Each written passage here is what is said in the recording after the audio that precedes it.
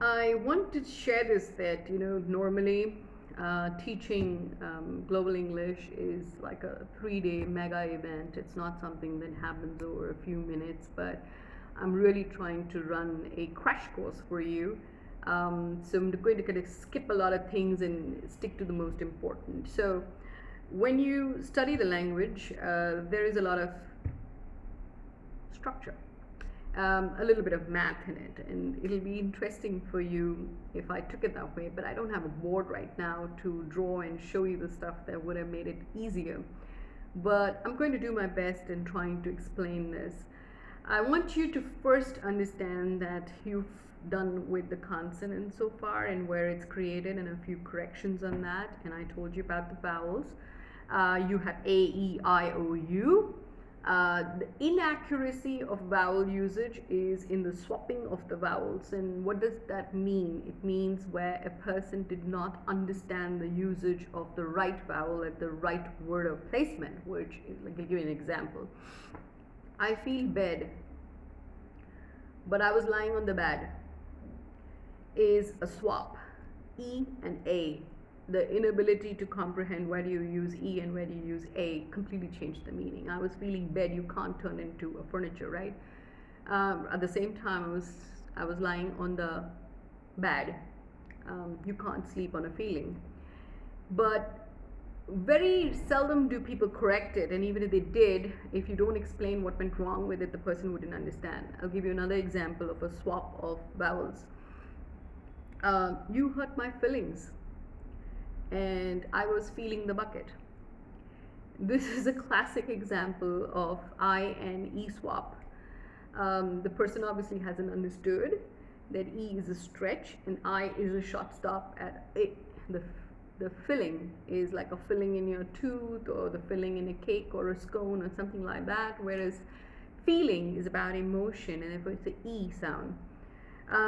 Vowel inadequate usage, of course, therefore can compromise the quality of your English and how it comes off to the listener.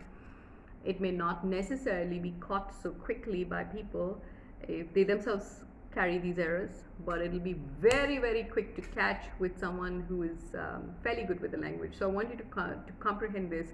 Between the vowel corrections and the consonant corrections, what will hit the ear first is vowel issues. So those 5 sounds, A, E, I, O, U, and their inaccurate usages, they'll come out and hit the listener first.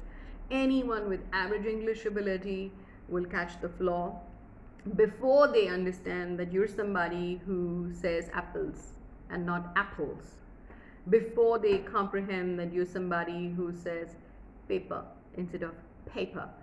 The sophistication that you're supposed to bring in consonants is not so publicly available as information and data, so you will get away with that mistake a lot longer than you will with vowel issues.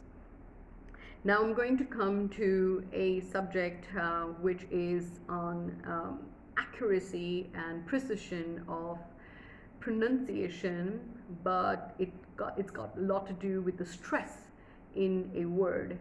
So is there a stress in a word? Yes, of course there is. It's the inaccurate placement of that stress in a word which actually makes all the errors in pronunciation happen in the first place. So we have to study the word and its word structure first before we move on to anything else. And I'm going to give my classic example on the word communication.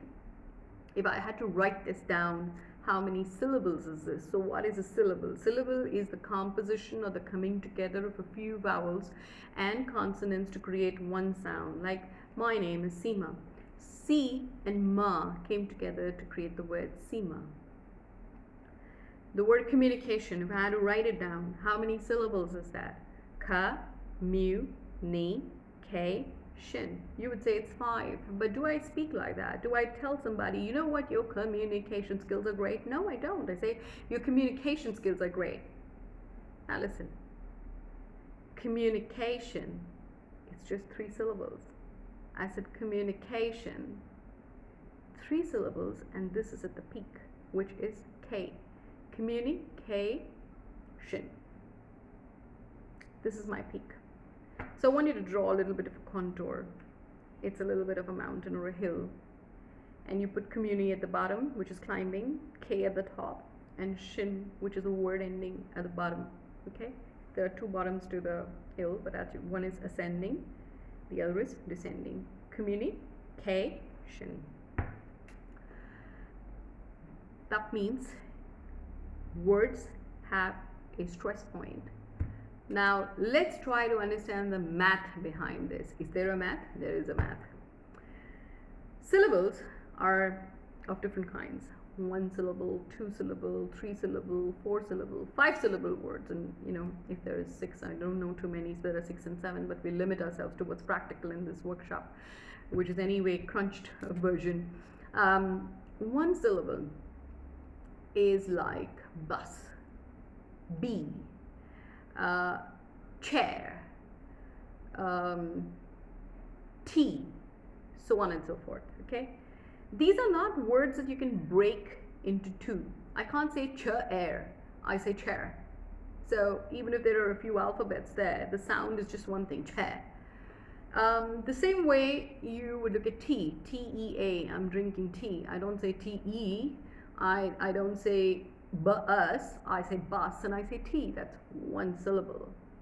So a few consonants and a few vowels came together to create one sound. There is no pressure on any side of this word, therefore. It just comes right out of you. So 1 syllable, no complication. Now we'll come to 2 syllable words. Basic, basic, table, kingsman, foolish, today. These are all 2 syllables. And it really doesn't matter what's the length of the word. What matters is how many syllables did you hear. And don't mistake spoken syllables for written syllables at all. Okay, there could be a world of difference between the two. I'm going to give an example. Compromise. 3. Are you hearing 3? Or are you going to write 3? If you had to do written syllables, it's compromise. But you speak like that. No, you don't. You say compromise. Compromise. Compra, stroke, mise. It's 2 syllables. So don't get fooled by the length of the word. Sometimes they'll just break into 2, that's all. You're going to use your ears really sharp to catch whether it's a 2 syllable or a 3 syllable or a 4 syllable, okay? Communication, transformation, contrasting, idiosyncrasy, worship, worshipping, delta, chandelier, chandelier,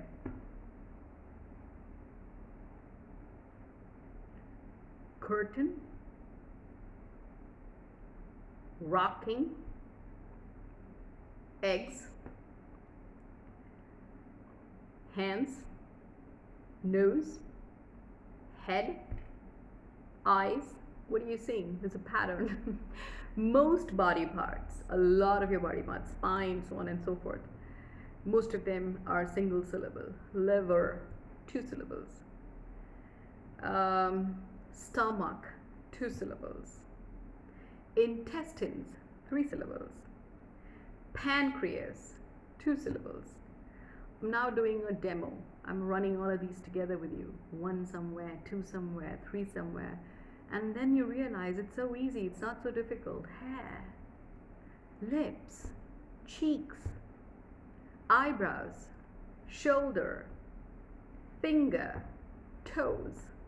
So the more you use your fingers, you know, to go with the sound, and when the sound occurred, you'd be in a position to catch it.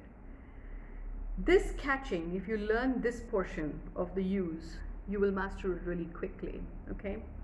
It's socket, it is charger, it is bottle, it is lid, it is glass, it is incense, it is God, it is belief, it is curate, it is time, it is a thumb. With this much cleared, I will now ask you to create a list of random words. It doesn't matter where they are and how they are. Just pick up any book, any dictionary, whatever you want, and just quickly do this with your hands and see whether you're getting it. Whether it's 1 syllable, 2 syllable, 3 syllables, is that clear? And once you do this, play it with somebody so that the other person is also listening to you and can either counter you or argue with you and debate with you and have that cleared. Unless you do this portion of it, I cannot arrive or take you to the next subject, which is stress and intonation in a word, and then we will progress to in a sentence. Thank you.